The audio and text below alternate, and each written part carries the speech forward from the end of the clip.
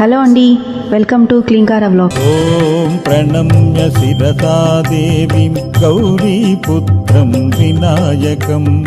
విఘ్నేశ్వరుణ్ణి పొద్దున్నే ఒక్కసారి చూసి నమస్కారం చేస్తే చాలు. అది లోకంలో ఎక్కడా లేని విశేషం. ఒక్కసారి ఆయన ముఖం వంక చూసి నమస్కారం చేసి 16 నామములు ఉన్న శ్లోకం చెప్పి బయటికి వెడితే చాలు, విజయం సిద్ధిస్తుంది అని. రెండవది, ఆయన యొక్క అపారమైన కరుణ. ఇంకా అంతా ఇంత కరుణ కాదు విఘ్నేశ్వరుడిది. ఆయన క్షమించినంత తొందరగా ఎవ్వరూ క్షమించరు. మీరు చూడండి, అందరికన్నా ఎక్కువగా మరిచిపోయే లక్షణం ఎవరికి ఉంటుంది అంటే పిల్లల యందు ఉంటుంది. మీరు పిల్లలు అనేటప్పటికీ ఒక విషయం జ్ఞాపకానికి తెచ్చుకోవచ్చు. పెద్దవాళ్ళు ఏదైనా తింటున్నారనుకోండి, ఎవరో పెద్దలు వచ్చారు ఇంటికి, ఇంట్లో భోజనమో ఫలహారమో చేస్తున్న పెద్ద ఆయన ఆ పళ్ళెం పట్టుకునో లేకపోతే చేతిలో ఏ ఉండ్రాయో కుడుమో పట్టుకుని తింటూ వీధిలోకి వెళ్ళి స్వాగతం పలకడం, ఆ పళ్ళెం లోపల పెట్టి తాను పెడతాడు. విఘ్నేశ్వరుడు ఒక్కడు మాత్రం చేతిలో కుడుము పట్టుకుని తిరుగుతూ ఉంటాడు. అంటే పిల్లవాడి లక్షణం. పిల్లవాడు చూడండి, తాతగారు ఎవరో పెద్దవాళ్లతో మాట్లాడుతుంటే వచ్చి తాతగారు తాతగారు అని విసిగిస్తాడు. తాతగారు కాసేపు పక్కకి పో అని విసుక్కుంటే కోపం వచ్చి పక్కకి వెళ్ళిపోయి తాతగారు నన్ను దెబ్బలాడారని మనసులో పెట్టుకుని బాధపడతాడు, ఏడుస్తాడు.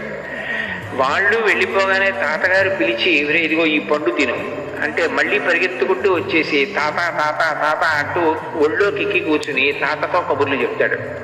అంటే ఆయన మనసుకి కలిగినటువంటి కష్టాన్ని చాలా తొందరగా ఒక బాలుడు ఎలా మరిచిపోతాడో అలా మరిచిపోయి క్షమించగలిగినటువంటి గుణం, అనుగ్రహించగలిగిన గుణం విఘ్నేశ్వరుని యందు ఉంది.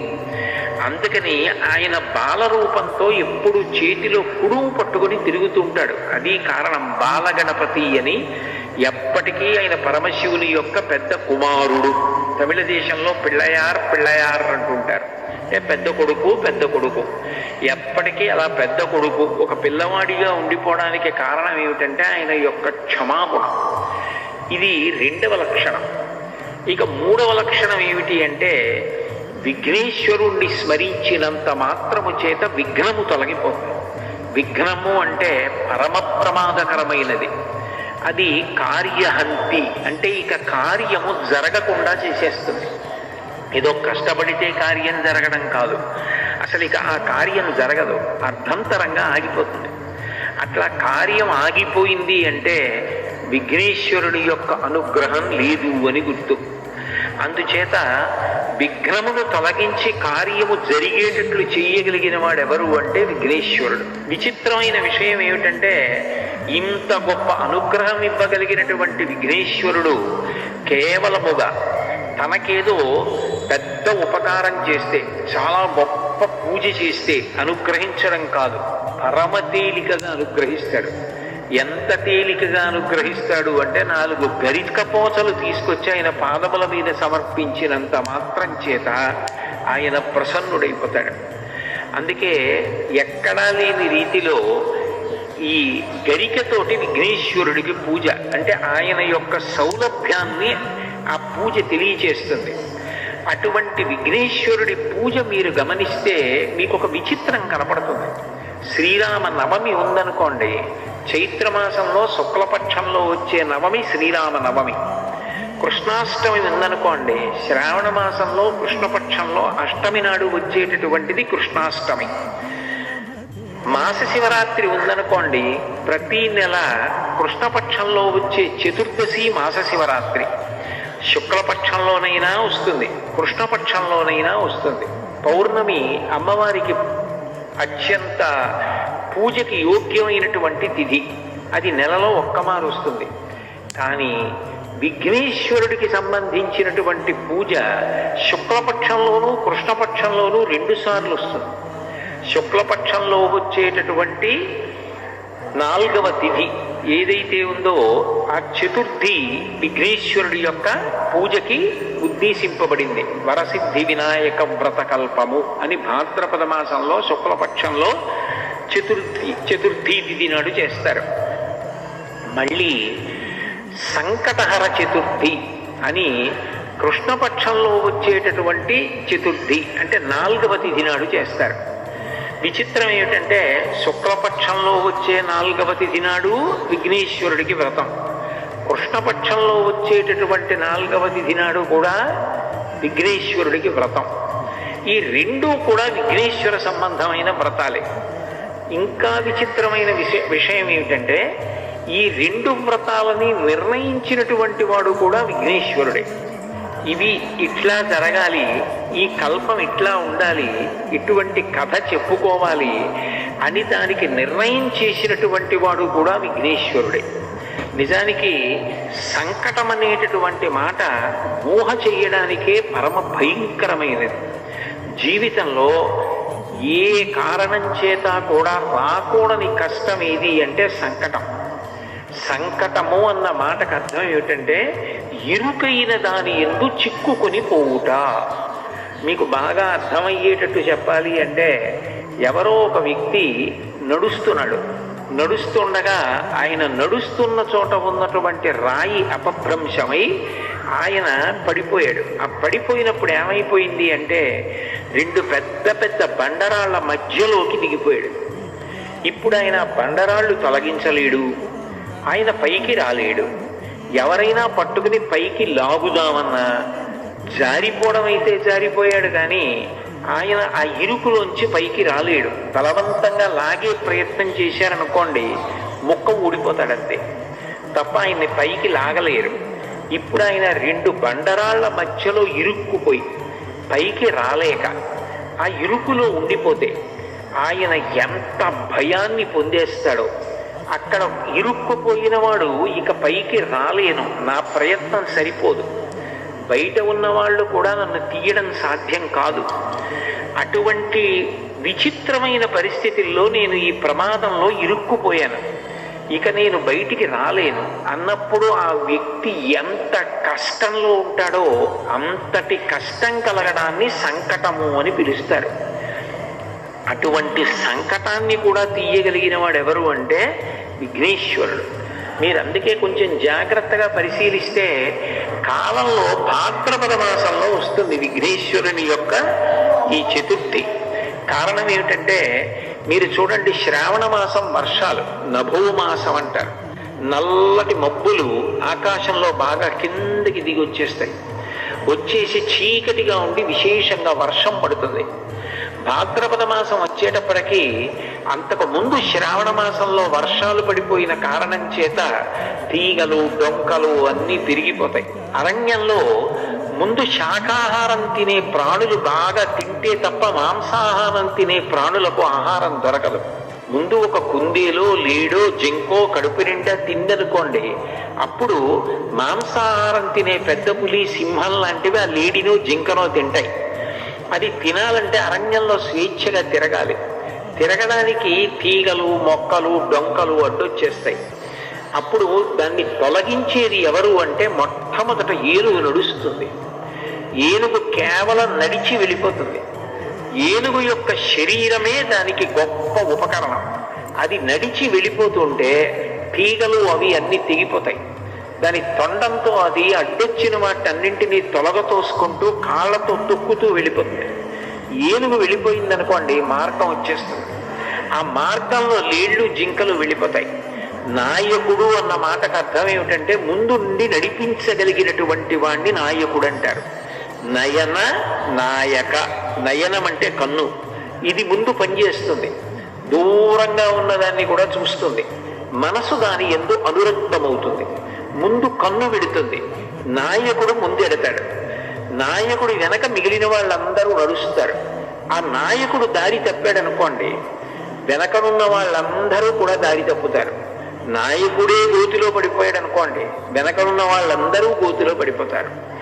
అందుకని నాయకుడు విశిష్టమైన నాయకుడై ఉండాలి.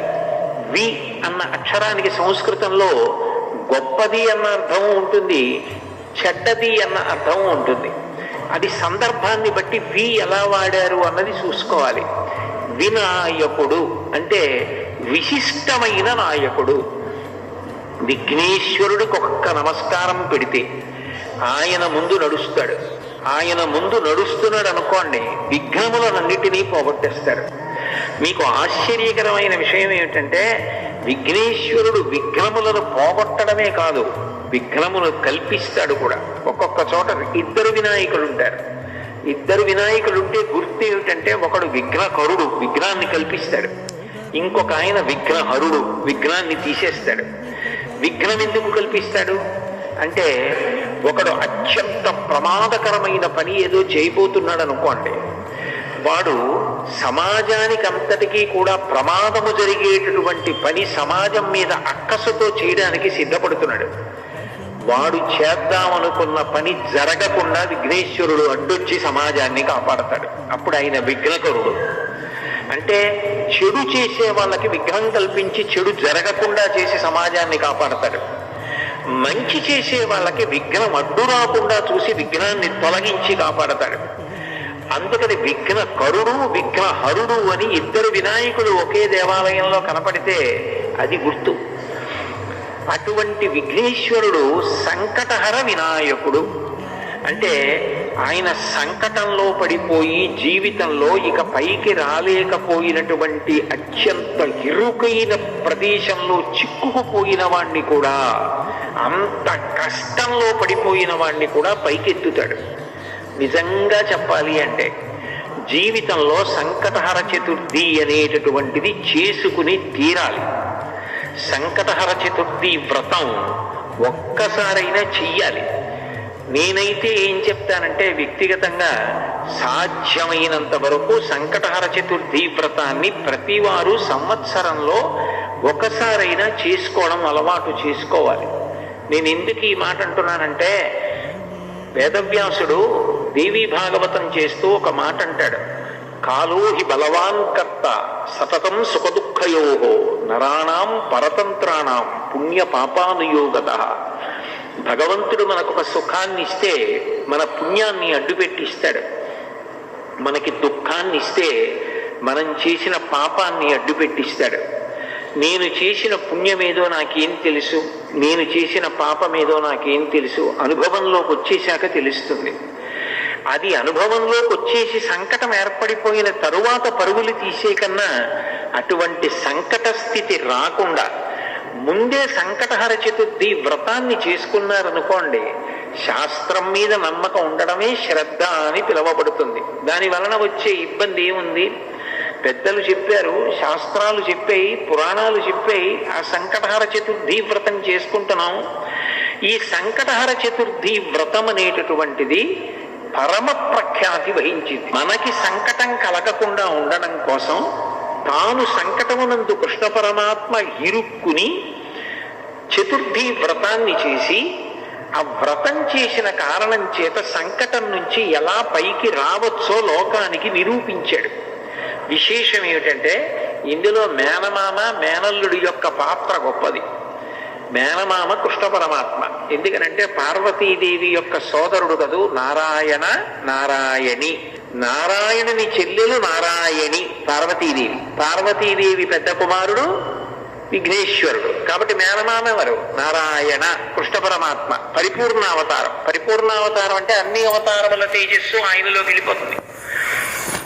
అంతటి పరిపూర్ణావతారమైన కృష్ణావతారం సంకట స్థితిలో పడినటువంటి స్థితి నుండి బయటికొచ్చినటువంటి విధానమేదో అదే సంకటహర చతుర్థి.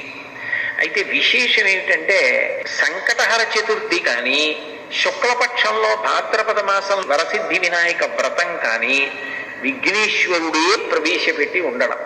నిజానికి పరాశర మహర్షి కృతమైనటువంటి విష్ణు పురాణంలో ఉన్న ఒక శ్లోకాన్ని చదువుకున్నా చాలు అని విఘ్నేశ్వరుడు ఆనతి ఇచ్చాడు.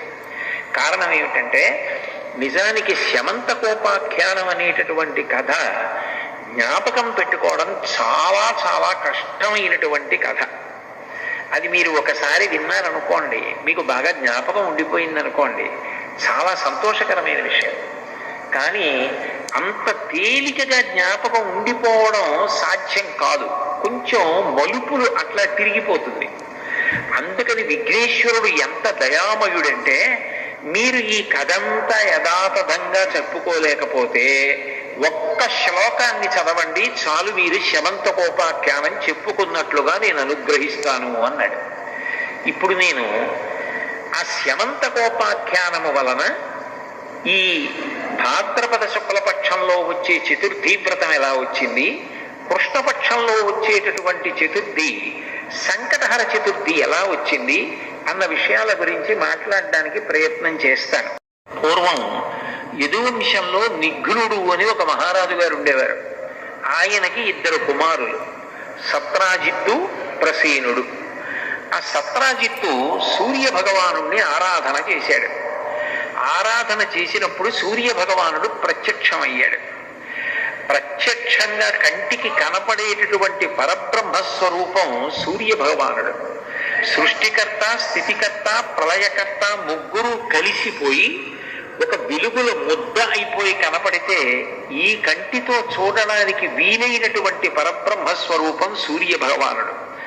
అందుకే తిక్కన గారు భారతంలో నీరజాకరములు నిష్ఠయి చేసిన భవ్యతపంబు ఫలమనంగా దినసముఖాకి నందిత చక్రయుగ్మకంబులయనురాగంపు బ్రూవనంగా హరిహర బ్రహ్మ మహానుభావంబులొక్కటింకాగరగిన గట్టి అనగా అతుల వేదత్రయ లతికాచయము పెనుగొందన్ పుట్టెడు మూల కందమనగా అఖిల జగముల కందర ఎగుచు జన సమాజ కరపుట హృదయ సరోజములకు ముకుళనంబును జృంభణంబును నచ్చి భానుబింబంబు పూర్వాద్రిపై విలింగి అంటారు.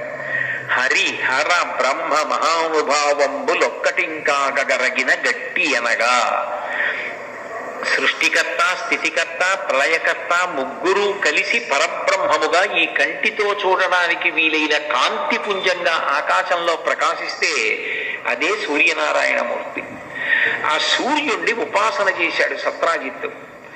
ఉపాసన చేస్తే సూర్య భగవానుడు ప్రత్యక్షమయ్యాడు. ఒక రూపంతో భూమి మీదకి దిగొస్తే ప్రత్యక్షమయ్యాడు అంటారు. ఈ కంటితో చూడడానికి వీలుగా తన తేజస్సుని తగ్గించుకుని వస్తాడు భగవంతుడు. అట్లా వచ్చాడు. వస్తే స్తుతి చేసినటువంటి సత్రాజిత్తు సూర్యనారాయణమూర్తి యొక్క మెడలో ఉన్నటువంటి శమంతకమణిని అడిగాడు. అడిగితే సూర్య భగవానుడు అన్నాడు, ఈ శమంతకమణిని ఇవ్వడానికి నాకు అభ్యంతరం లేదు, నేను నీకు ఇస్తాను. కానీ ఈ శమంతకమణి వలన కొన్ని ప్రయోజనాలు ఉన్నాయి, కొన్ని ప్రమాదాలు ఉన్నాయి. ఈ శమంతకమణి రోజుకి విశేషంగా బంగారాన్ని ఇస్తుంది, బారువుల బంగారం ఇస్తుంది. అంత బంగారం ఒక వ్యక్తి దగ్గర పెరిగిపోతే లోకకంటకుడవుతాడు. అంటే లోకమంతా కూడా ఆయన్ని నిందిస్తుంది, అంత డబ్బుందని అసూయ చేత. అది ఒకటో ప్రమాదం. రెండవది, ఈ శమంతకమణి ఎవరు మెడలో వేసుకున్నారో వారు ఎప్పుడూ బాహ్యమునందు ఆంతరమునందు శౌచంతో ఉండాలి. అంటే మూత్ర విసర్జన చేసిన, శరీరంలోంచి ఏదైనా మలం బయటికి వెళ్ళినా వెంటనే కాళ్ళు చేతులు కడుక్కుని ఆచమనం చేయాలి, స్నానం చేయాలి. లోపల దుర్మార్గమైన ఆలోచనలు రాకూడదు. అటువంటివి కానీ వచ్చి ఈ మణిని మెడలో ధరిస్తే అది ఎవరు మెడలో వేసుకున్నారో వాళ్ళని సంహరిస్తుంది, వాళ్ళు చనిపోతారు. కాబట్టి ఈ మణి వలన ప్రయోజనము ఉంది, ప్రమాదము ఉంది. ఈ మణి ఎక్కడ ఉంటుందో అక్కడ దుర్భిక్షం ఉండదు, కరువు ఉండదు, కాటకం ఉండదు, అనారోగ్యం ఉండదు, ప్రమాదకరమైన వ్యాధులు ఉండవు. ఇవన్నీ శమంతకమణి ఉన్న చోట ఉండే లక్షణాలు. శమంతకమణి ధరించిన వ్యక్తి బాహ్యాభ్యంతర శౌచాన్ని పొంది ఉండకపోతే మాత్రం ఆ వ్యక్తి మరణిస్తాడు అని చెప్పి సూర్య భగవానుడు శమంతకమణిని సత్రాజిత్తుకి ఇచ్చాడు. సత్రాజిత్తు సంతోషంగా మణిని మెడలో వేసుకుని నగర వీధులలో వస్తున్నాడు. ద్వారకానగర పౌరులందరూ కూడా ఆ సత్రాజిత్తుని చూసి ఎంత తేజస్సుతో వెలిగిపోతున్నాడో, బహుశः ఎవరో దేవత వస్తున్నాడు కృష్ణ పరమాత్మ దర్శనానికి అనుకొని పరిగెత్తికెళ్ళి కృష్ణుడికి చెప్పారు. కృష్ణుడికి తెలియని విషయం ఏముంటుంది? సర్వజ్ఞుడు. సూర్యనారాయణమూర్తి నుండి వరంగా శమంతకమణిని సత్రాజిత్తు పొందాడు అన్న విషయాన్ని గ్రహించి సత్రాజిత్తుని సభకి పిలిపించి, వ్యక్తి ఐశ్వర్యవంతుడైపోయి ప్రభుత్వం పేదదైపోతే అర్థం లేని విషయం అయిపోతుంది. ఈ శమంతకమణి నీ దగ్గర ఉంటే బారువుల బంగారం నీ దగ్గర పెరిగిపోతే ఉపయోగం ఏముంది? ఇది మహారాజు దగ్గర ఉంటే ఈ బంగారం దేశక్షేమానికి వినియోగించవచ్చు. కాబట్టి ఆ శమంతకమణిని మహారాజుకి ఇమ్మని అడిగాడు. కృష్ణ పరమాత్మ యొక్క తత్వాన్ని మీరు పరిశీలిస్తే ఆయన దయాసముద్రుడు, ఆయన పరమాత్మ.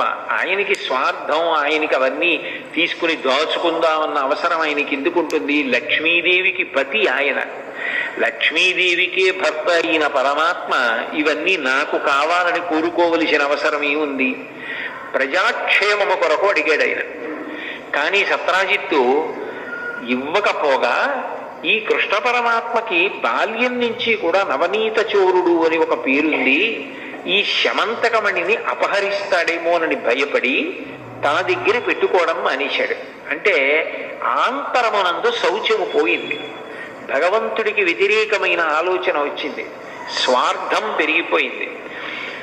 ప్రభువు దగ్గర ఉండవలసినది తన దగ్గరే ఉండాలని కోరిక పెరిగింది. ఇదంతా కూడా ఆంతర శౌచం పోవడానికి కారణమైంది. తన దగ్గర ఉంటే ప్రమాదం జరుగుతుందేమోనని తన తమ్ముడు ప్రసేనజిత్తుకి ఇచ్చి ఇది నువ్వు మెడలో వేసుకు తిరిగన్నాడు. ప్రసేనజిత్తు మెడలో వేసుకు తిరుగుతూ ఉండేవాడు. ఒక రోజున ప్రసేనజిత్తు వేటకి బయలుదేరాడు. బయలుదేరి వేటకి వెళ్ళినప్పుడు అనుకోకుండా ఆయనతో పాటు కృష్ణ పరమాత్మ కూడా వెళ్ళాడు. అనేక మంది పౌరులు కూడా వెళ్ళారు. అరణ్యంలో క్రూర మృగాల్ని వేటాడుతున్నారు. సమయం తెలియలేదు. వేట అనేటటువంటిది తమకంతో కూడుకున్నది. జూదం, వేట, వీటిలో ఎంత సమయం పోయిందన్నది తెలియదు. తమకం కలుగుతుంది. ఆ తమకము చేత చీకటి పడిపోయింది, వేటాడుతూనే ఉన్నారు. ఈలోగా ప్రసేనజిత్తు శరీర శోధన చేసుకోవలసి వచ్చింది. శరీర శోధన అంటే శరీరంలో పెరిగిపోయినటువంటి అపవిత్రమైన మలినమైనటువంటి నీరు మూత్రంగా విడిచిపెట్టేయడం, ఇటువంటి పనులు. అవి విడిచిపెడితే కాళ్ళు చేతులు కడుక్కోవాలి, ఆచమనం చెయ్యాలి, లేకపోతే బాహ్య శౌచం ఉండదు. కాబట్టి చీకటి పడిపోయే సమయానికి ప్రసేనజిత్ అరణ్యంలో శరీర శోధన చేశాడు. కానీ కాళ్ళు చేతులు కడుక్కొని ఆచమనం చేయలేదు. దాంతో బాహ్య శౌచం పోయింది. ఎప్పుడైతే బాహ్య శౌచం పోయిందో శమంతకమణి వలన ప్రమాదం ఏర్పడుతుంది. ఇప్పుడు బాగా అరణ్యం, ఆ పైన చీకటి పడిపోయింది. ఈ ప్రసేనజిత్తు గుర్రం మీద తిరిగి ఊరు వెళ్ళిపోతున్నాడు ద్వారకా నగరానికి. అకస్మాత్తుగా ఎక్కడి నుంచో ఒక సింహం వచ్చి ప్రసేనజిత్తు మీద పడి ఒక్క ఉదుటలోనే ఆ ప్రసేనజిత్తుని చంపేసి ఆయన శరీరాన్ని కొంత తినేసింది, గుర్రాన్ని కొంత తినేసింది. అంత చీకటిలో కూడా వెలిగిపోతున్నటువంటి ఆ శమంతకమణిని ఆశ్చర్యంతో చూసి తినడానికి పనికి రాకపోయినా నోట కరుచుకుని పట్టుకుపోయింది. దానికి ఎందుకో పనికిరాదు, కానీ అంత ఆకర్షణీయంగా ఉంది ఆ శమంతకమణి. అంత చీకట్లో కూడా వెలిగిపోతోంది. ఇదేమిటో అని నోట కరుచుకుని పోయింది. చీకటి పడిపోయింది, ప్రసేనజిత్తు కనపడలేదు. అందరూ ఇంటికి వెళ్ళిపోయారు. వెంటనే సత్రాజిత్ అన్నాడు, ఈ శమంతకమణిని కృష్ణ పరమాత్మ అడిగాడు, నేను ఇవ్వనన్నాను. ఈయనకి బాల్యం నుంచి నవనీత చౌర్యం అవి అలవాటున్నాయి, నేను ఇవ్వలేదని చీకటి పడిన తరువాత బహుశः ఈయనే నా తమ్ముడి దగ్గర శమంతకమణిని అపహరించి ఉంటాడు అన్నాడు. అనేటప్పటికి అపవాదం వచ్చింది కృష్ణ పరమాత్మని. లోకం ఎలా ఉంటుందంటే ఇవాళ పొగిడితే అందరూ పొగుడుతారు. ఎవడో ఏదో ఆధారం లేకుండా ఓ మాట అన్నాడు అనుకోండి, పూర్వాపరాలు విచారించకుండా అందరూ రాళ్ళు విసురుతారు. అది లోకానికి ఉండేటటువంటి లక్షణం. అందరూ కృష్ణ పరమాత్మ దొంగ దొంగ ప్రసేనజిత్తు దగ్గర శమంతకమణిని అపహరించాడన్నారు. ఆయన వచ్చిన అపనింద పోగొట్టుకోవడానికి మరునాడు అరణ్యంలోకి వెళ్ళాడు. వెళ్ళి వెతికితే ఒక చోట ప్రసేనజిత్తు యొక్క కళేబరం శవం కనపడింది. అప్పటికే దాన్ని కొంత భాగం సింహం తినేసింది, గుర్రాన్ని తినేసింది. శమంతకమణి కనపడలేదు. ఆయన అన్నాడు, నాకే పాపం తెలీదు, మీరు చూశారు కదా, నేను చంపితే శమంతకమణి కోసం సగం తినేసి ఉండవు కదా ఈ శరీరాలు, సగం తినేసి ఉన్నాయంటే ఇతన్ని క్రూర మృగం చంపింది అన్నాడు. అంటే అక్కడున్న ప్రజలు అన్నారు, నిజమే, ఈయన్ని ఏదో క్రూర మృగం తింది, గుర్రాన్ని క్రూర మృగం తింది. మరి నిజంగా క్రూర మృగమే తింటే శమంతకమణిని తిందగా, అది ఉండాలిగా. అది లేదంటే దాని అర్థం కృష్ణుడు రాత్రి ప్రసేనజిత్తుని చంపేసి శమంతకమణిని పట్టుకుపోయాడు. ఆ చనిపోయిన ప్రసేనజిత్తు కింద పడిపోయాడు. ఆ గుర్రం పడిపోయింది. వాటిని క్రూర మృగాలు తిన్నాయి. మణిని మాత్రం కృష్ణుడే అపహరించాడన్నారు. తనేదో వచ్చిన అపనింద పోగొట్టుకోవడానికి ప్రయత్నం చేస్తే అపనింద మరీ పెరిగిపోయింది. నేను మొట్టమొదటే మీకు ఉపమానంలో చెప్పానే, రాళ్ల మధ్యలో ఇరుక్కుపోయిన వ్యక్తి బయటికి రావడానికి ప్రయత్నం చేస్తే ఇంకా ఇంకా దిగబడిపోయినట్టుగా, ఊబిలో దిగబడిపోతున్న వ్యక్తిలా ఇంకా దిగబడిపోయాడు. కాదు, నా మీద వచ్చిన అపవాదు పోగొట్టుకోవాలని ఆయన మరింత ప్రయత్నం చేద్దామని అక్కడ ఏ అడుగుజాడలున్నాయి చూశాడు. సింహం యొక్క అడుగుజాడలు కనపడ్డాయి. కాబట్టి సింహం చంపింది ప్రసేనజిత్తుని. మరి శమంతకమణిని కూడా సింహమే తీసుకుని పోయి ఉంటుందని అడుగుజాడలు బట్టి సింహం ఎటిళ్ళిందో అటు వెళ్ళాడు. కొంతసేపు అయిన తర్వాత ఒక భల్లూకము యొక్క అడుగుజాడలు కనపడ్డాయి. సింహము భల్లూకము పెనుగులాడినట్టుగా అర్థమైంది. ఈ రోజులలో నేర పరిశోధన ఎలా చేస్తారో ఆ రోజుల్లో కృష్ణ పరమాత్మ అంత కష్టపడ్డాడు తను నిర్దోషిని నిరూపించుకోవడానికి. అక్కడ భల్లూకముడు అడుగుజాడలు కనపడ్డాయి.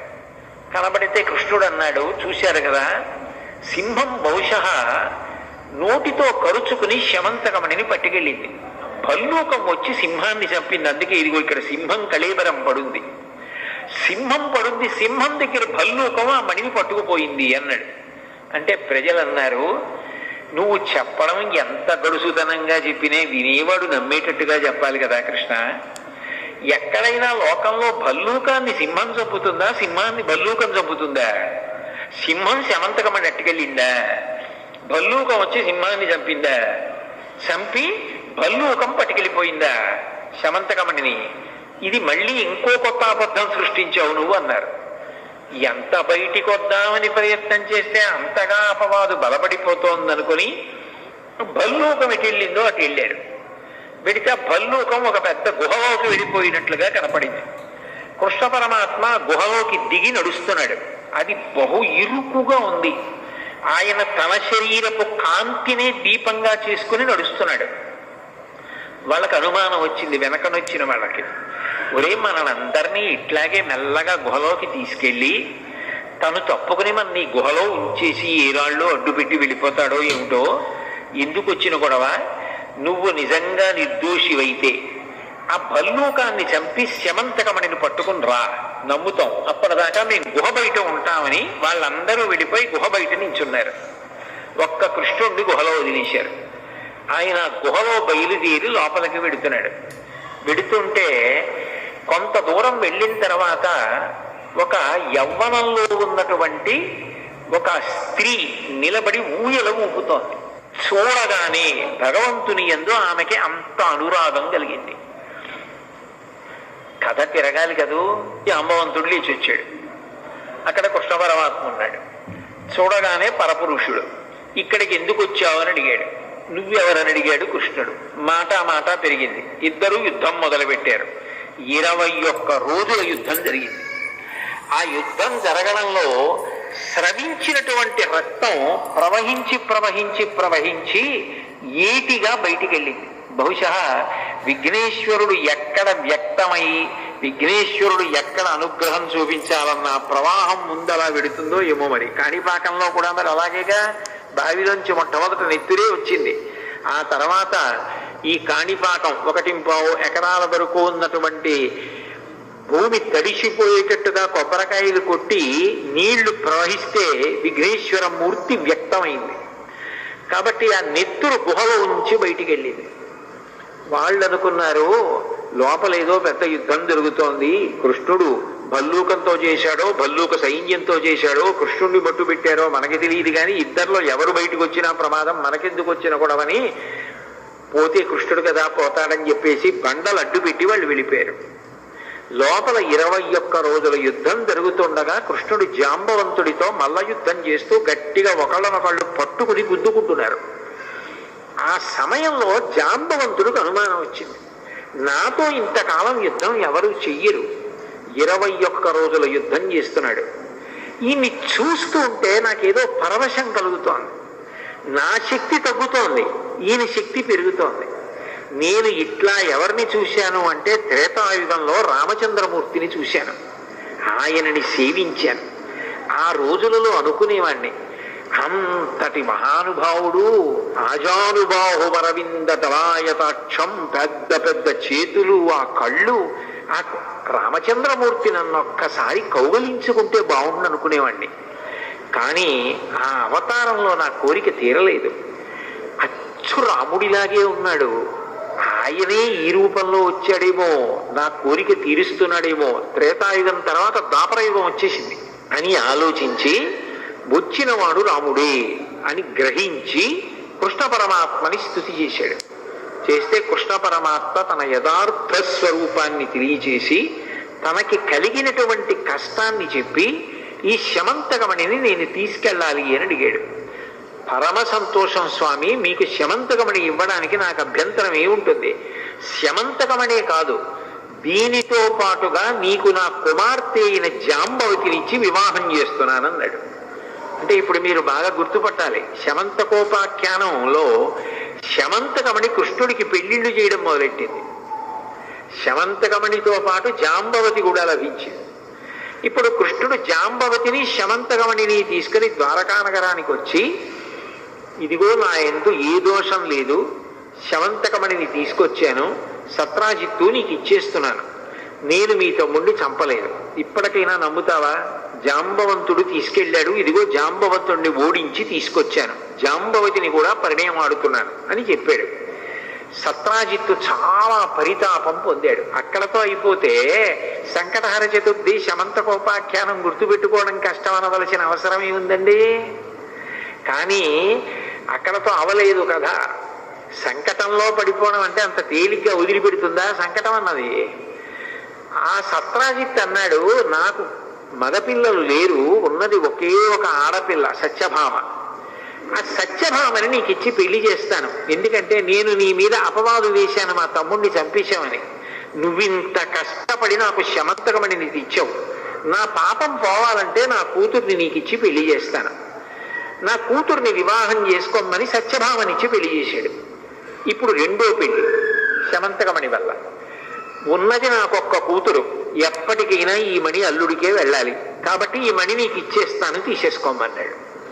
తీసేసుకోమంటే కృష్ణ పరమాత్మ అన్నాడు, ఇప్పటికే దాన్ని అడిగినందుకే నా మీద అపవాదులు వచ్చాయి, నువ్వు నాకు కోరి కోరి ఇచ్చినా దాని వలన ఏ ఇబ్బంది వస్తుందో నీ దగ్గరే పెట్టుకో, తర్వాత చూద్దాం, నీకేమైనా అయిపోతే అప్పుడు చూద్దాం, నీ దగ్గర ఉంచమన్నాడు. సత్రాజిత్తు దగ్గర ఉంచుకున్నాడు. అక్కడ వరకు కథ బాగుంది కదా, కొంతవరకు గుర్తుపెట్టుకోవచ్చు. కానీ ఇబ్బంది ఎక్కడ వచ్చిందంటే, ఆ కాలంలో అక్రూరుడు, కృతవర్మ, శతధన్వుడు అని ముగ్గురు ఉండేవారు. అక్రూరుడు మహాభక్తుడు, మీరు అక్రూరుడు గురించి వినుంటారు. కంస సంహారానికి భాగవతంలో బలరామకృష్ణుల్ని తీసుకెళ్ళింది అక్రూరుడి.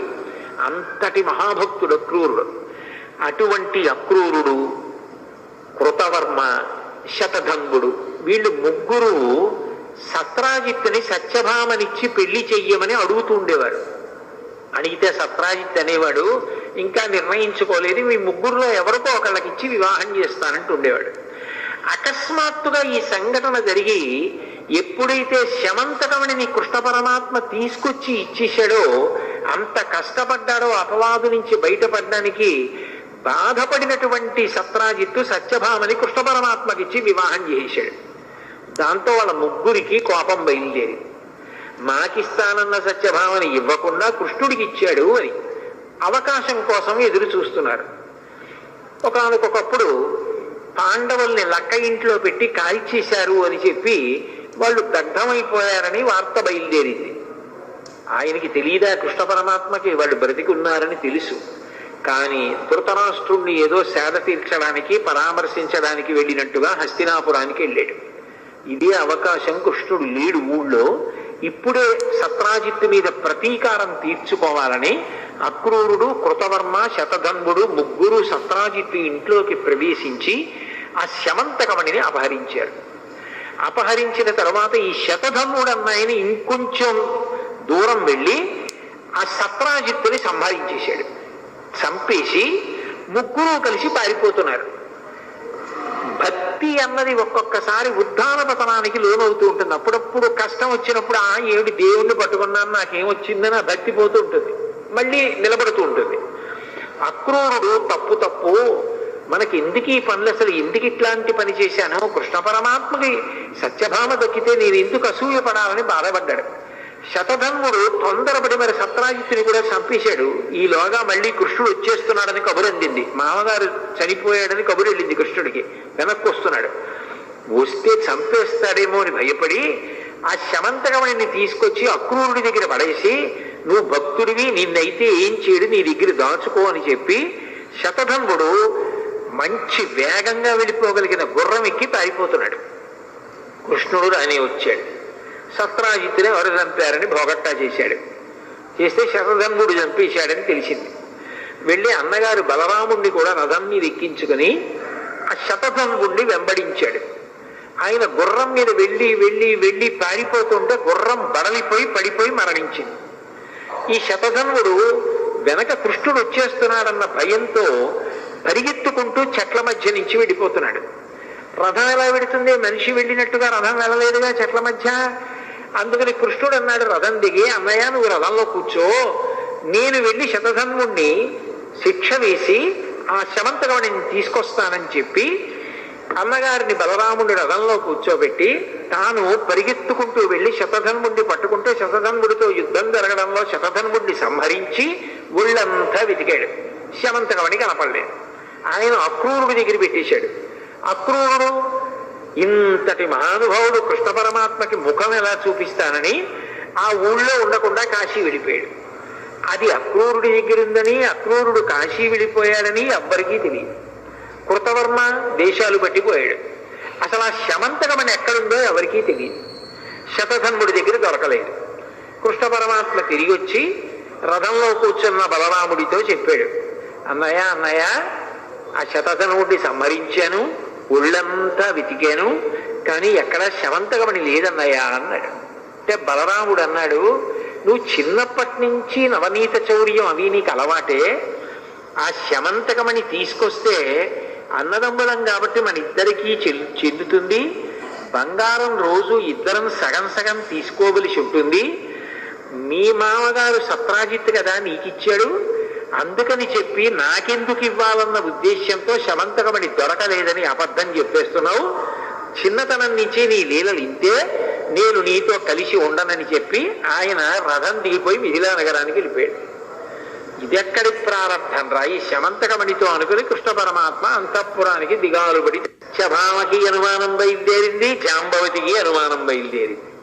వాళ్ళకెందుకు అనుమానం అంటే సత్యభామ అనుకుంది ఇది యథార్థానికి మా నాన్నగారు ఇచ్చారు అల్లుడికి, కానీ అంతకన్నా ముందు నిజానికి ఎవరిచ్చారు, జాంబవంతుడు ఇచ్చాడు ప్రసేనుణ్ణి చంపి సింహం తీసుకుపోతుంటే. ఇప్పుడు ఆ శమంతకమణి కృష్ణుడి దగ్గర ఉంటే సత్రాజిత్ ఇచ్చాడన్న పేరు వస్తుందేమో, సత్యభామ వెలిగిపోతుంది అన్న ఉద్దేశ్యంతో జాంబవతి మీద ప్రేమతో అది ఎక్కడో దాచేశాడు కృష్ణుడు. దాచేసి పోయిందని చెప్పేస్తున్నాడు. జాంబవతికి ప్రీతి చేయడం కోసమని మా నాన్నగారిచ్చారన్న మాట రాకుండా ఉండడం కోసం కనపట్టలేదని చెప్తున్నాడని సత్యభామ అనుకుంది.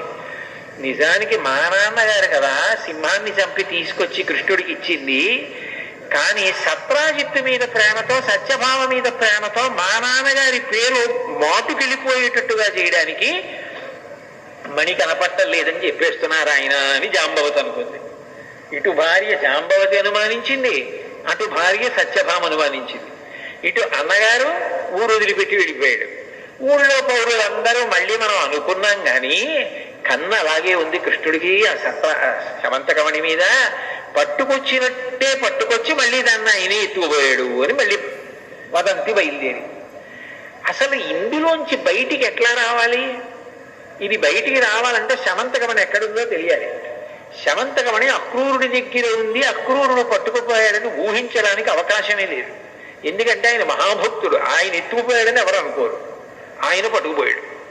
ఇప్పుడు ఈ కథకి ముగింపు ఎలా, ఈ సంకటం ఏమిటి నాకు, ఇందులోంచి అసలు ఈ ఇరుకులోంచి బయటికి ఎలా రావాలి, అన్నయ్య ఎప్పటికొస్తాడు, బయటికి వెడితే ఎవరు చూసినా నన్ను నింద చేసేవాళ్లే అంటే సంకటం అన్నది వస్తే ఎంత భయంకరంగా ఉంటుందో, అన్నం తిననివ్వదు, నీళ్లు తాగనివ్వదు, పడుకోనివ్వదు, తనవారు కూడా తనని అనుమానిస్తారు. అది ఎంత భయంకరంగా ఉంటుందో మనం అనుభవిస్తే తట్టుకోలేమని దయాళు అయినటువంటి కృష్ణ పరమాత్మ అనుభవించి చూపించాడు మనకి. అప్పుడు ఆయన ఆలోచన చేస్తూ బాధతో కూర్చున్నాడు అంతఃపురంలో. ఎలా నేను ఈ సంకటం నుంచి బయటికి వస్తాను, ఎలా పోతుంది నాకు అపవాదని. అసలు ఇంతకీ ఈ కథలో ఇప్పటి వరకు మీకు ఎక్కడైనా వినాయకుడు గాని చంద్రుడు గాని కనపడ్డా? ఇప్పటి వరకు కనపడరు. శమంతకోపాఖ్యానం అదో పెద్ద చలనచిత్రం. శమంతకోపాఖ్యానం చిత్రం ఏంటంటే, అప్పుడు నారద మహర్షి వచ్చారు. వచ్చి, కృష్ణ నువ్వు బెంగ పెట్టుకోకు, నువ్వు ఏ రోజున ప్రసేన జిత్తుతో కలిసి వేటకి వెళ్ళావో జ్ఞాపకం తెచ్చుకో అన్నారు. ఆయన బాగా జ్ఞాపకం తెచ్చుకొని గుర్తొచ్చింది, భాద్రపద మాసంలో శుక్లపక్షంలో చతుర్థి తిథి నాడు వెళ్ళాను. అదే నీ కొంప ముంచేసింది. ఆ రోజు చీకటి పడిన తరువాత నువ్వు ప్రసేనుడితో పాటుగా తిరిగి వస్తున్నప్పుడు తల ఎత్తి చంద్రబింబాన్ని చూశావు. చంద్రబింబాన్ని చూసిన కారణం చేత నీకు అపనిందలు రావాలి. అందుకని అపనిందలన్నీ వచ్చాయి. అందుకని ఇంత సంకటంలో పడిపోయావు. అంటే ఏమీ తెలియని వాడిలా కృష్ణుడు అన్నాడు, సవితినాడు చంద్రుణ్ణి చూస్తే అపనిందలు ఎందుకు వస్తాయి అని అడిగాడు. అడిగితే దానికొక కథ ఉందని కథలో కథ. అప్పుడు నారదుడు చెప్పాడు, భాద్రపద శుక్ల చతుర్థి నాడు వినాయక స్వామి వారి యొక్క ఆవిర్భావం, వరసిద్ధి వినాయకుడు అంటారు. మీరు చూడండి, వర శబ్దం వేశారనుకోండి, ఇక ఇది అది అని లేదు, ఏదైనా అని దాని లక్షణం. శ్రేష్టమైన, అధికమైన అని. చూడండి, శ్రీ సూక్తం చిట్ట చివరిలో లక్ష్మీదేవి అనుగ్రహాన్ని చెప్తుంది మంత్రం. 6 లక్ష్ముల్ని చెప్తుంది వేదం. సిద్ధలక్ష్మీర్ మోక్షలక్ష్మీర్ జయలక్ష్మీ సరస్వతి శ్రీలక్ష్మీర్ వరలక్ష్మీశ్చ ప్రసన్నా మమ సర్వదా అంటుంది. 6వది వరలక్ష్మి. వర అంటే శ్రేష్టమైన, ఇక అది ఇది అని లేదు, ఏదైనా ఇవ్వగలిగిన స్వరూపం. అదే శ్రావణ మాసంలో చేసేటటువంటి వరలక్ష్మి వ్రతం. అటువంటి వరసిద్ధి వినాయక, ఏదైనా ఇవ్వగలిగినటువంటి గొప్ప శక్తివంతుడుగా విఘ్నేశ్వరుడు ఆవిర్భవించాడు. అలా ఇవ్వాలంటే ఏం చేయాలి? మనలో తప్పులు చూడడం మొదలెట్టాడనుకోండి, ఇవ్వలేడు. ఆయన పిల్లవాడిగా, అంటే నేను మొట్టమొదట్లో ప్రసంగంలో చెప్పానే, పిల్లవాడి మనస్తత్వం ఎలా ఉంటుందో అంతగా మన తప్పులను మరిచిపోగలిగిన ప్రేమైక మూర్తిగా అవతార స్వీకారం చేశాడు భాద్రపద శుక్ల చవితి నాడు. ఆయన పరబ్రహ్మంకి అవతారం ఉంటుంది కాబట్టి ఆవిర్భావ దినోత్సవం వరసిద్ధి వినాయకుడిగా వచ్చాడు. ఆయన తల్లిగారు పెట్టిన పదార్థాలన్నీ తిని, నేను ఎప్పుడూ చిన్న పిల్లవాడిలా ఉంటాను, లోకంలో ఉండి అందరినీ అనుగ్రహిస్తాను, మీ తప్పులు మరిచిపోతూ ఉంటాను అని చెప్పడానికి ఆ కుడువులు ఉండ్రాళ్ళు చేత పట్టుకుని నడిచి వెడుతున్నాడు. చంద్రుడు ఆకాశంలోంచి చూశాడు. చూసి ఆయన అనుకున్నాడు, ఎంత వికారంగా ఉన్నాడు ఈ పిల్లాడు. ఏనుగు ముఖం, ఒకటే దంతం, పెద్ద బొజ్జ, పొట్టి కాళ్ళు, మరుగుజ్జు స్వరూపం అని అనుకుని పెద్ద నవ్వు నవ్వాడు. చంద్రుడికి ఎందుకు విఘ్నేశ్వరుణ్ణి చూస్తే అంత నవ్వు వచ్చిందంటే, లోకంలో ఎవరైనా చాలా అందంగా ఉన్నారనుకోండి, వెంటనే చంద్రుడి లాంటి ముఖం ఉన్నవాళ్ళు అని వర్ణిస్తారు. చంద్రముఖి అని మనకి వర్ణన కనబడుతుంటుంది. ఆమె ముఖము చంద్రబింబము వలె ఉన్నది అని. చంద్రుడు అంటే అందగాడు అని లోకంలో ఒక ప్రఖ్యాతి. అయితే నిజానికి బాహ్యంగా చాలా అందంగా ఉంటాడేమో కానీ చంద్రుడు, ఆయన ప్రవర్తన యందు దోషాలున్నాయి. దోషాలు ఉండబట్టే కదా కళలు పెరగడం మామగారి శాపం ఇచ్చాడు. అలాగే గురువు గారి విషయంలో కూడా దోషం ఉందని కదా చంద్రుడి గురించి లోకంలో ప్రఖ్యాతి. నడవడి విషయంలో అందరినీ అనుగ్రహించడంలో విఘ్నేశ్వరుడు గొప్పవాడు. కేవలంగా బాహ్యంలో అందంగా ఉండేవాడు చంద్రుడు. నిజానికి ప్రవర్తనలో అనుగ్రహించడంలో విఘ్నేశ్వరుడు ఎక్కడా, చంద్రుడు ఎక్కడా? పిల్లవాడి రూపంలో ఉండి నేను అందరినీ క్షమిస్తాను, నా విశాల హృదయం ఇటువంటిదని చెప్పడానికి వినాయకుడు పిల్లవాడిగా వెడుతుంటే, ఆయన్ని చూసి పక పక పక పక నవ్వాడు. వెంటనే వినాయకుడు ఆలోచించి, ఓహో నీకు అందం ఎందుకు వచ్చింది? పరబ్రహ్మమైనటువంటి నేను అనుగ్రహించబట్టి. నీకు ఆ విషయం జ్ఞాపకం లేదు. నేను అందగాన్ని అన్న అహంకారంతో నన్ను చూసి వికటంగా నవ్వావు. మనిషికి ఏదైనా ఉండొచ్చు, అహంకారం స్వార్థం ఈ రెండు మనిషిని వృద్ధిలోకి రానివ్వవు. ప్రతిదానికి స్వార్థమే. ఎప్పుడూ ఒళ్ళు కందకూడదు, బట్ట నలగకూడదు, ఏ పని చేయకూడదు. అట్లా బ్రతికేద్దామని అనుకోవడం తప్పు కదా. ఒళ్ళు నలగాలి, చెమట పట్టాలి, సమాజం కోసం కష్టపడాలి, ఏదో ఒక పని చెయ్యాలి. ఏమీ చెయ్యకుండా కూర్చుంటానంటే దాని వలన ఎలా శ్రేయస్సు కలుగుతుంది? అది మంచి పద్ధతి కానే కాదు.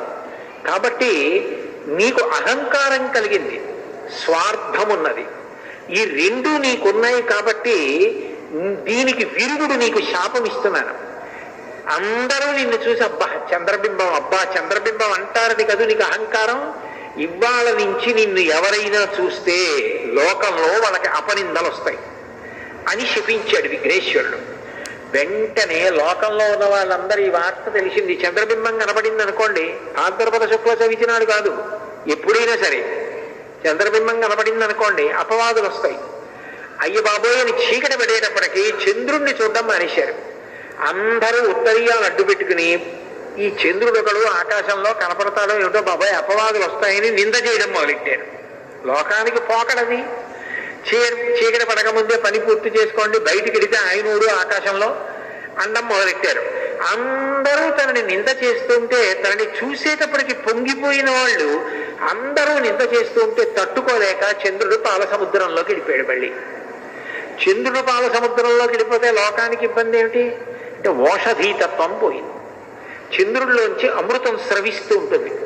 ఆ పాతాళ నభస్థలాంత భువన బ్రహ్మాండమా విస్ఫుర జ్యోతిస్ఫాటిక లింగమౌళి విలసత్పూర్ణేందువంతామృతై అస్తోకాప్లుతమేకమీశమనిశం రుద్రానువాకాన్ జపం ధ్యాయే దీప్సిత సిద్ధయే ధ్రువపదం విప్రోభిషించేచ్చివం బ్రహ్మాండ వ్యాప్త దేహాభసిత హిమరుచాభాసమానాభుజంగై కంఠే కాళాః కపద్దాః కలిత శిశలాశ్చండ కోదండహస్తాః త్రక్షా రుద్రాక్షమాలా సరళిత వపుషశాంభవామూర్తి భేదాః రుద్రాశ్రీ రుద్రసూక్త ప్రకటిత విభవాన ప్రయచ్చస్తు సౌఖ్యం అంటారు కదా. రుద్రాధ్యాయంలో శివలింగానికి అభిషేకం చేసే ముందు ప్రార్థన అది.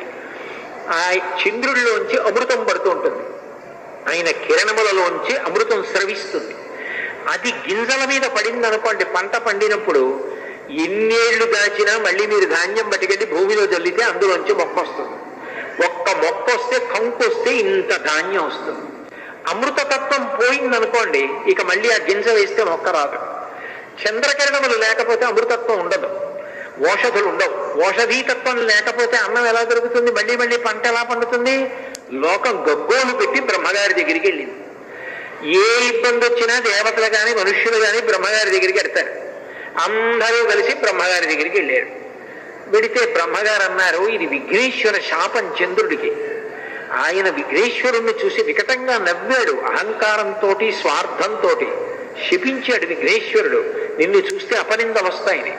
ఆయన తీయాల శాపం, ఆయన పరబ్రహ్మం, నేను తీయకూడదు. కాబట్టి మీరు విఘ్నేశ్వరుడి దగ్గరికి వెళ్ళండి అన్నాడు. దేవతలు మనుష్యులు అందరూ బ్రహ్మగారి విఘ్నేశ్వరుడి దగ్గరికి వెళ్ళి ప్రార్థన చేశారు. ప్రార్థన చేస్తే దయాళువు కదూ, అందుకని వెంటనే విఘ్నేశ్వరుడు అన్నాడు, అయితే నా శాపాన్ని నేను బాగా తగ్గించేస్తున్నాను. ఒక్క భాద్రపద మాసంలో వచ్చినటువంటి శుక్లపక్ష చవితి నాడు నన్ను చూసి చంద్రుడు నవ్వాడు కాబట్టి ఆ ఒక్కరోజు చంద్రుణ్ణి చూడకూడదు. ఆ ఒక్కరోజు చంద్రుణ్ణి చూస్తే మాత్రం అపవాదులు సంకట స్థితి ఏర్పడి తీరుతుంది. మిగిలిన రోజుల్లో చంద్రుణ్ణి చూసినా పర్వాలేదు అనేటప్పటికీ ఈ వార్త పట్టుకెళ్ళి పాలసముద్రంలో చంద్రుడికి చెప్పారు. అమ్మయ్యా, విఘ్నేశ్వరుడు నాకు శాపాన్ని విముక్తి చేశాడు, ఇంకెప్పుడు నా జన్మలో అహంకారం జోలికి పోను, స్వార్థం జోలికి పోను. ఎందుకు పనికొస్తుంది వాక్యంలో అందం? విఘ్నేశ్వరుడిలా ఉండాలి మనిషి అని తెలుసుకుని చంద్రుడు చెంపలేసుకుని బయట వచ్చాడు. విఘ్నేశ్వరుడు ఎంత దయాళు అంటే ఆయన చంద్రుడు తప్పు తెలుసుకున్నాడని పొంగిపోయి నృత్యం చేశాడు. ఎవరైనా నృత్యం చేయడానికి వచ్చారనుకోండి, వాళ్ళు చాలా విపరీతమైన లావుగా పొట్టిగా ఉన్నారనుకోండి, వాళ్ళు నృత్యం చేస్తే నవ్వుతారు. నృత్యం చేయాలంటే ఏదో సన్నగా శరీరం దానికి సహకరించేటట్టుగా అందంగా ఉంటే నృత్యం చేస్తే బాగుంటుంది. అంతేగాని విఘ్నేశ్వరుడు నృత్యం చేయడం ఏమిటి అంటే, ఆయన అవతలవాడు తన తప్పు తెలుసుకుంటే సంతోషాన్ని పట్టలేకపోయాడు, పట్టలేక నృత్యం చేశాడు. చంద్రుడు వచ్చి క్షమాపణ అడిగాడని కాదు, చంద్రుడు తప్పు తెలుసుకున్నాడు చాలు. ఎవడి తప్పు వాడు తెలుసుకుంటే చాలు. నృత్యం చేస్తే నృత్య గణపతి స్వరూపం వచ్చింది. అప్పుడు చంద్రుడు వచ్చి మళ్ళీ ఆకాశంలోకి ఎక్కాడు. మళ్ళీ ఓషధీ తత్వం వచ్చింది. మళ్ళీ వెనక్కి రండి. నారదుడు ఈ విషయం చెప్పి కృష్ణ పరమాత్మకే, కృష్ణ భాద్రపద శుక్ల చవితి నాడు నువ్వు ప్రసేనుడితో కలిసి వేటకి వెళ్ళి చీకటి పడ్డాక చంద్రబింబాన్ని చూశావు, అందుకని వచ్చింది ఈ సంకట స్థితి. ఇది పోవాలి అంటే నువ్వు కూడా మళ్ళీ విఘ్నేశ్వరుడి యొక్క వ్రతం చెయ్యాలి. మళ్ళీ నువ్వు కూడా భాద్రపద శుక్లపక్షంలో చవితి నాడు వచ్చేటటువంటి విఘ్నేశ్వరుడి యొక్క వ్రతం చేస్తే ఆయన యొక్క అనుగ్రహానికి పాత్రుడవైతే నీకు వచ్చినటువంటి అపనింద తొలగిపోతుంది. లేకపోతే నిన్ను ఈ అపనింద ఇట్లాగే వెంటాడుతుంటుంది, ఈ సంకట స్థితి నీకు ఇట్లాగే కొనసాగుతుంది. అంటే కృష్ణ పరమాత్మ అంతటి వాడు భాద్రపద మాసంలో శుక్లపక్షంలో వచ్చేటటువంటి చదివితి నాడు వినాయకుడిని ప్రార్థన చేస్తే ఈ వ్రతాన్ని ఇట్లా చెయ్యమని చెప్పిన వాడు విఘ్నేశ్వరుడే. నువ్వు ఎలా పూజ చేశావో అట్లా పూజ చేసి నువ్వు కష్టంలోంచి బయటకు రావడానికి ఎంత కష్టపడ్డావో ఇతివృత్తమైనటువంటి ఈ శమంతకోపాఖ్యానం కథంతా చెప్పుకుని అక్షతలు వేసుకుంటే నన్ను చూసినా కూడా ఇబ్బంది రాదండి. ఓం ప్రణమ్య శిరసా దేవీం గౌరీపుత్రం వినాయకం భక్తవాసం స్మరే నిత్య మాయుః కామార్థ సిద్ధయే. ప్రథమం వక్రతుండం చ ఏకదంతం ద్వితీయకం తృతీయం కృష్ణపింగాక్షం గజవక్త్రం చతుర్థకం.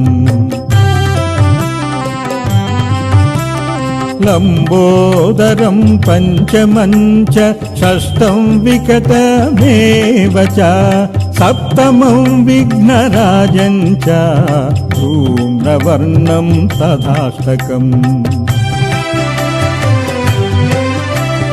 నవమం ఫాలచంద్రం చ దశమం తు వినాయకం ఏకాదశం గణపతిం ద్వాదశం తు గజాననం.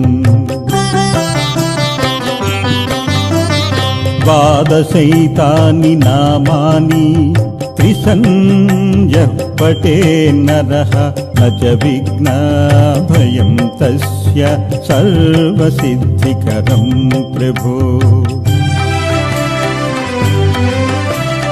విద్యార్థి లభతే విద్యాం ధనార్థి లభతే ధనం పుత్రార్థి లభతే పుత్ర మోక్షార్థి లభతే గతిం. జపేద్ గణపతి స్తోత్రం షడ్భిర్మార్గైః ఫలం లభే సంవత్సరేణ సిద్ధం చ లభతే నాత్ర సంశయః.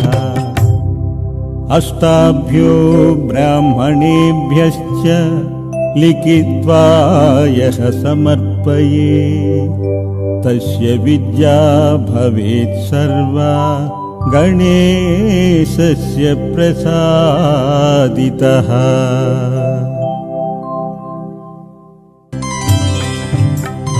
ఓం ప్రణమ్య శిరసా దేవీం గౌరీపుత్రం వినాయకం భక్తవాసం స్మరే నిత్య మాయుః కామార్థ సిద్ధయే. ప్రథమం వక్రతుండం చ ఏకదంతం ద్వితీయకం తృతీయం కృష్ణపింగాక్షం గజవక్త్రం చతుర్థకం. లంబోదరం పంచమం చ షష్టం వికటమేవ చ సప్తమం విఘ్నరాజం చ ధూమ్రవర్ణం తథాష్టకం నవమం ఫాలచంద్రం చ దశమం తు వినాయకం ఏకాదశం గణపతిం ద్వాదశం తు గజాననం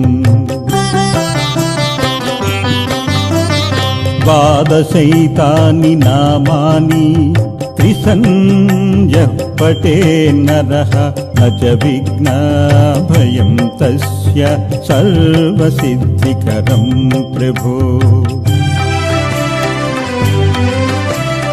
విద్యార్థి లభతే విద్యాం ధనార్థి లభతే ధనం పుత్రార్థి లభతే పుత్ర మోక్షార్థి లభతే గతిం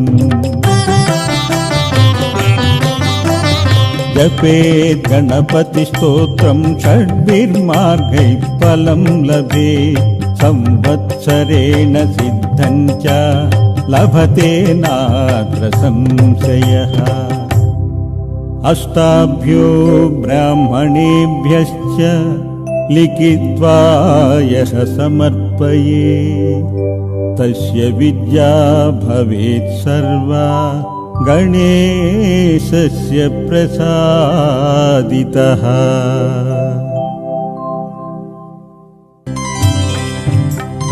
ఓం ప్రణమ్య శిరసా దేవీం గౌరీపుత్రం వినాయకం భక్తవాసం స్మరే నిత్య మాయుః కామార్థసిద్ధయే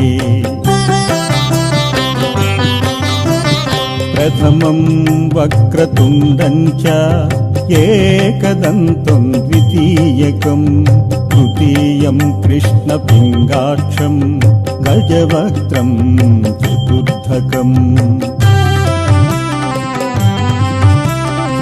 లంబోదరం పంచమం చ షష్టం వికటమేవ చ సప్తమం విఘ్నరాజం చ ధూమ్రవర్ణం తథాష్టకం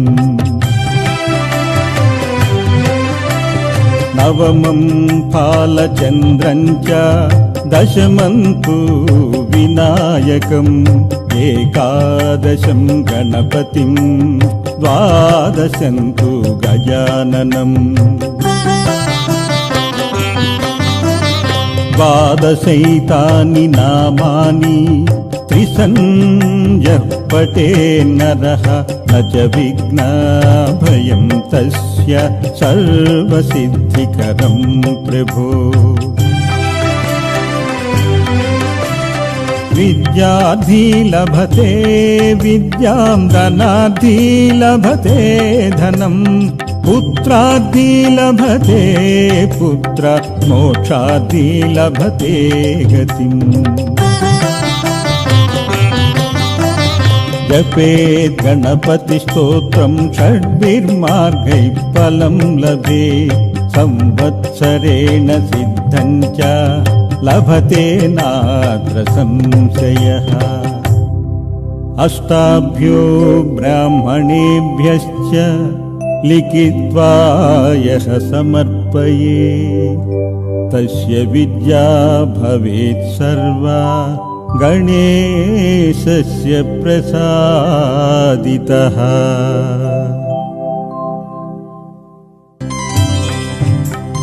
ఓం ప్రణమ్య శిరసా దేవీం గౌరీపుత్రం వినాయకం భక్తవాసం స్మరే నిత్య మాయుః కామార్థసిద్ధయే ప్రథమం వక్రతుండం చ ఏకదంతం ద్వితీయకం తృతీయం కృష్ణపింగాక్షం గజవక్త్రం చతుర్థకం లంబోదరం పంచమం చ షష్టం వికటమేవ చ सप्तमं विघ्नराजं च धूम्रवर्णं तथाष्टकम्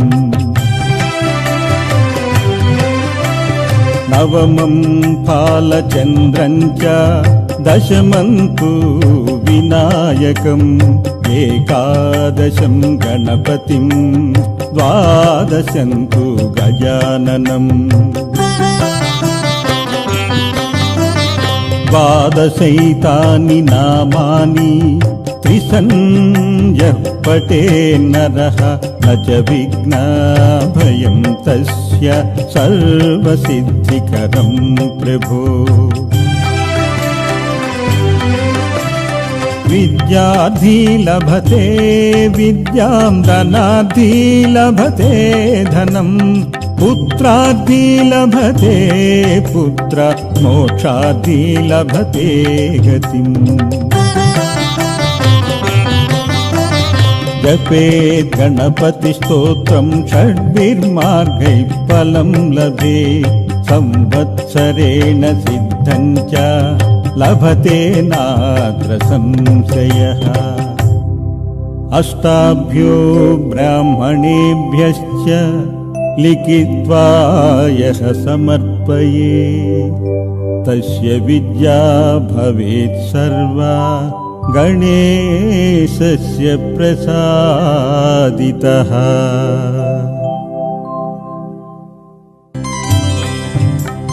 ॐ प्रणम्य शिरसा देवीं गौरीपुत्रं विनायकं भक्तवासं स्मरे नित्यमायुक्कामार्थसिद्धये प्रथमं वक्रतुण्डं च एकदन्तं द्वितीयकं तृतीयं कृष्णपिङ्गाक्षं गजवक्त्रं चतुर्थकम् लम्बोदरं पञ्चमं च षष्ठं विकटमेव च सप्तमं विघ्नराजं च धूम्रवर्णं तथाष्टकम् नवमं फालचन्द्रं च दशमं तु विनायकम् एकादशं गणपतिं द्वादशं तु गजाननम् द्वादशैतानि नामानि त्रिसन्ध्यः पठेन्नरः न च विघ्नभयं तस्य सर्वसिद्धिकरं प्रभो विद्यार्थी लभते विद्यां धनार्थी लभते धनम् पुत्रार्थी लभते पुत्र मोक्षार्थी लभते गतिम् जपेत् गणपतिस्तोत्रं षड्भिर्मार्गैः फलं लभे संवत्सरेण सिद्धं च लभते नात्र संशयः अष्टाभ्यो ब्राह्मणेभ्यश्च लिखित्वा यः समर्पये तस्य विद्या भवेत् सर्वा गणेशस्य प्रसादितः।